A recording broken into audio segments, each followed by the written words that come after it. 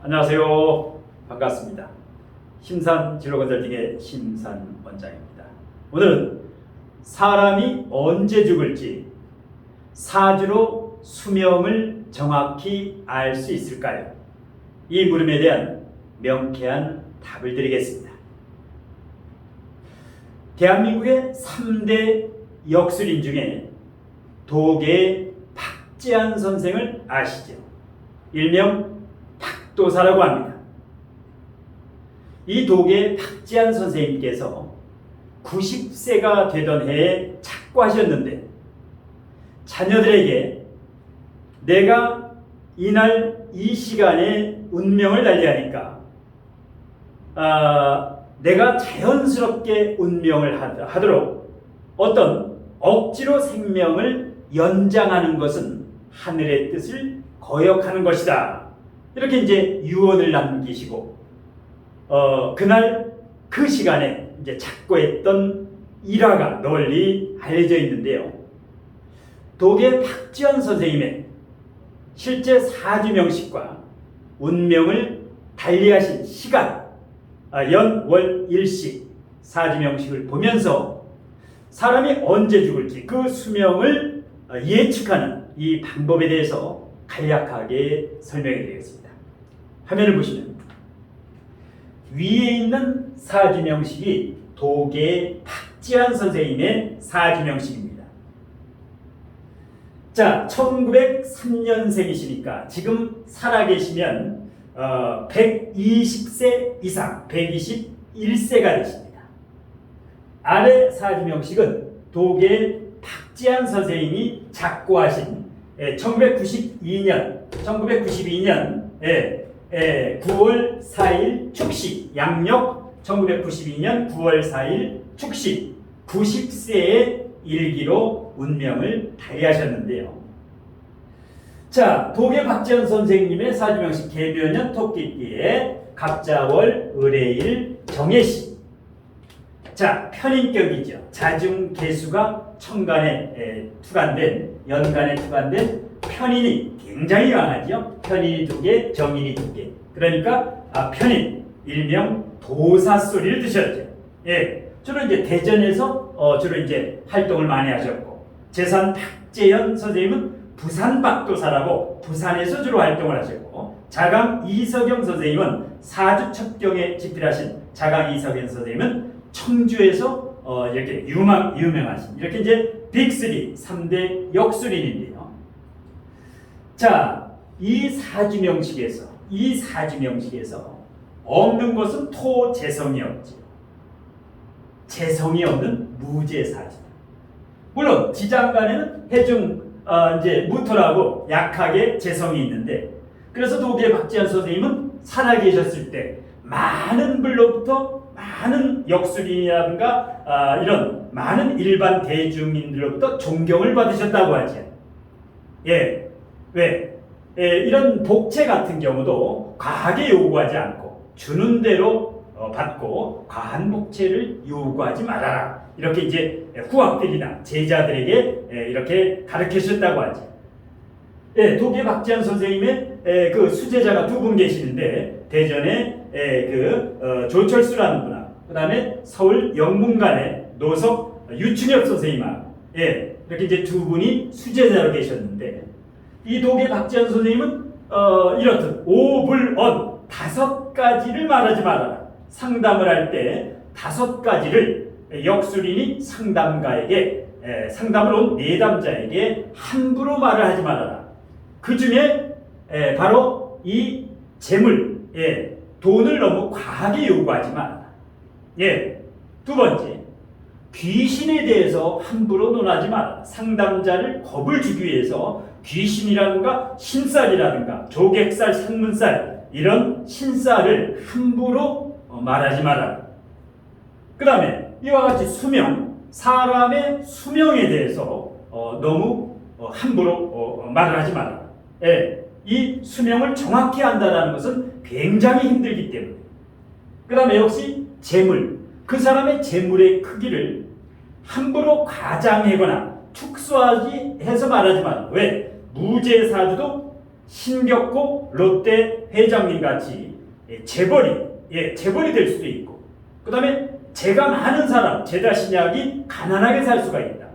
그래서 재물의 크기를 함부로 말하지 마라. 그 다음에 인연, 뭐 결혼이라든가 이혼이라든가 이런 부자지간의 인연, 배우자의 인연, 형제간의 인연, 이 인연에 대해서 너무 함부로 말하지 말아라. 그래서 오업을 언을 이제 이렇게 강조하셨는데요. 자, 오늘 강의의 주제는 수명, 인간의 수명. 죽는 날을 어떻게 알 수 있을까? 참 정확히 안다라는 것은 힘들지만 유일하신 분이죠.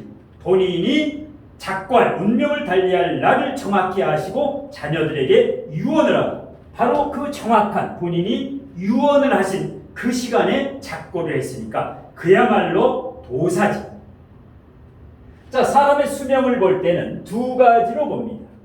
첫 번째는 용신이 합거를 할 때라든가 용신이 충을 당해서 형충을 당할 때. 이 사주의 용신, 자월이고 수가 강하니까 정화가 용신이지요. 조후 용신이 됩니다.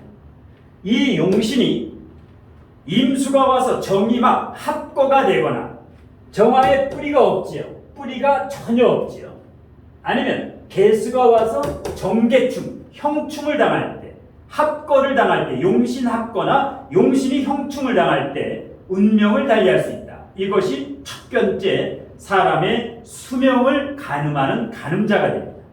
두 번째, 이 식신이라고 하는 것은 남녀할 거 없이 먹을 복이지요. 이것이 나이가 들어서 노후가 되면, 말년이 되면 저게 생명이 됩니다. 목숨줄이 됩니다. 용신이 되면서 이 목숨줄이 된다. 먹을 복. 그런데 이 정화가 지금 위태위태하죠. 해자방국 완전히 쓰나미가 밀려오지. 다만 독의 박지한 선생님은 42세부터 기미대운, 무오대운, 정사대운, 병화대운, 병화 다음에 82세부터 90세까지가 정화대운,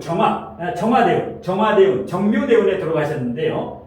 자, 그래서 이렇게 원국에 부족한 화가 대운에서 보완이 되면 생명을 유지할 수 있다. 그런데 이 용신이 이제 정계충을 당하죠. 이날 1992년 9월 4일 축시에 정계충 힘이 없는 개수가 정계충을 당하고, 두 번째, 이 식신이 묘지, 임묘할 때 절태지, 이 식상이 절태지라든가 묘지에 임묘할 때 이 운명을 달리하는 경우가 많습니다. 정화의 임묘지지요. 축시, 개축시면 새벽 1시 반부터 3시 반이 축시인데, 이 정화용신이, 정화식신, 목숨줄이, 생명이 먹는 것이, 이것이 임묘, 묘지에 드는 해가 됩니다. 묘지에 드는 해가 된다. 그리고 이 날이 어떻습니까?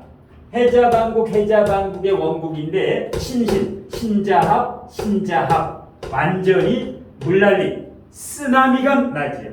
그러니까 이 정화가 버틸 수가 없다.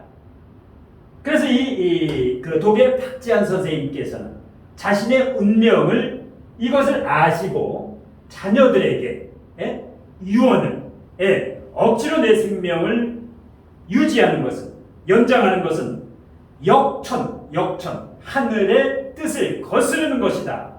그래서 요즘 같으면 산소호흡기나 인공호흡기나 이것을 꽂지 말으라는 것이에요. 내가 자연스럽게 운명을 달리하도록 이렇게 그렇게 그 임종을 보라, 이런 식으로 이제 그 자녀들에게 유언을 하고, 바로 이연월일시 본인이 말씀하신 그날 그 시간에 운명을 달리하셨으니까 그야말로 도사님이라고 할 수 있지. 이래서 대한민국 3대 역술인 중에 존경받는 많은 분들이 흠모하고, 그리고 또 외모라든가 언변술이라든가 참 그 양반 중에 양반이셨지요. 후학들이 본받아야 해요. 이 명리학뿐만 아니라 명리학 외에 여러 가지 학문 중에 뭐 점학이라든가 이런 영적으로 아주 영적으로도 대단히 뛰어나신, 많이 공부를 하신, 그러니까 이 도사님도 역시 훌륭한 스승을 만나서, 훌륭한 스승과 멘토를 만나서 이렇게 대한민국의 3대 역술인, 그러면서 끝까지 아주 많은 분들에게, 후학들에게 교훈을 남긴, 그야말로 이런 역술인뿐만 아니라 이런 공부를 하시는 분들도 일단 독의 탁지한 선생님에 대해서 좀 연구를 하고 공부를 하면서 이렇게 훌륭하신 이런 오브론, 여러 가지 이 자세라든가 이런 것은 배우면 좋습니다. 참고적으로 식신이 인묘가 되거나 묘절퇴, 절퇴지에 이를 때, 그러니까 이제 돌아가실 때가 얼마 남지 않으신 분이 언제쯤 돌아가시는가 이렇게 묻는 경우도 제가 이제 종종 접하는데요. 사람의 수명은 함부로 인명은 제천이다. 사람의 수명은 하늘이 결정합니다. 그렇지만 급박한 상황에서 요양원을 가야 되느냐, 병원을 가야 되느냐, 입원을 해야 되느냐, 아니면 이제 집안에서 운명을 달려야 되느냐, 이렇게 급박한 상황에 사람의 수명을 가늠하는 명리학적, 사주적 방법은 이와 같이 용신합거라든가 용신형충이라든가, 용신이라도 뿌리가 튼튼하면 괜찮습니다. 이와 같이 뿌리 통분이 되지 않을 경우에 합거, 형충을 당할 때, 이럴 때 생명이 위험하고, 그 다음에 식신이 묘절퇴, 12운석으로 인묘가 될 때, 아니면 절퇴지에 있을 때, 이럴 때 운명을 달리하는 경우가 많습니다. 자, 이상으로 심산멘토에 사람이 언제 죽을지, 사주로 수명을 가늠하는 방법에 대한 강의는 이것으로 모두 마치겠습니다. 고맙습니다.